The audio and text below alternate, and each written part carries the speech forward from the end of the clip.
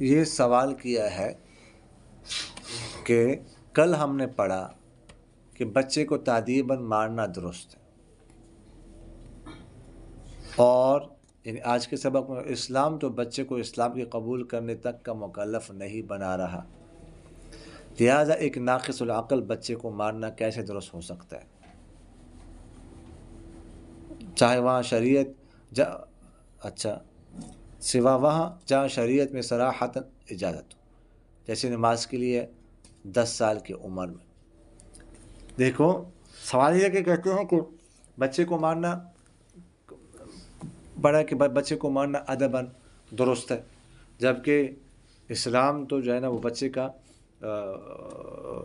بچے کو ایمان کا بھی پابند نہیں بنانا کہ ایمان لے آؤ۔ دیکھیے گا ایک ہے نا مارنا، یہ مارنا ادب کا حصہ ہوتا ہے، یہ تعلیم کا حصہ ہوتا ہے،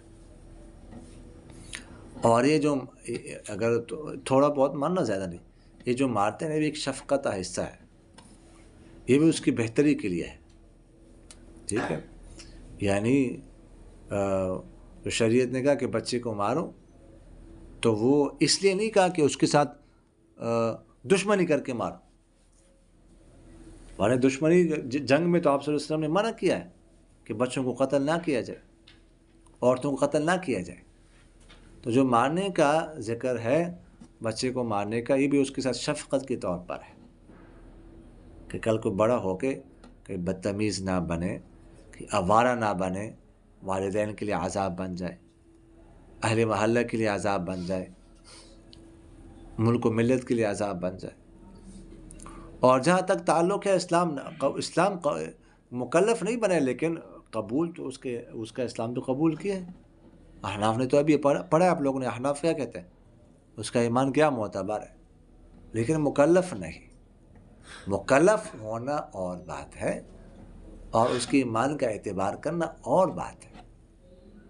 مکلف نہیں ہے کیونکہ وہ اسلام کی پابندیاں ہیں، اس کو اسلام کا پابند آپ بنائیں گے تو پھر نماز کا بھی پابند بنائیں گے آپ، پھر روزے کا بھی پابند بنائیں گے آپ، پھر اگر اس کے پاس پیسے ہیں تو زکوٰۃ کا بھی پابند ہوگا، اگر اس کے پاس پیسے زیادہ ہیں حج کر سکتا ہے تو حج کا بھی پابند ہوگا۔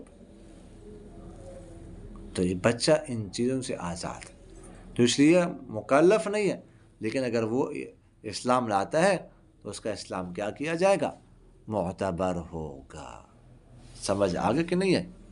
وما علینا الا البلاغ۔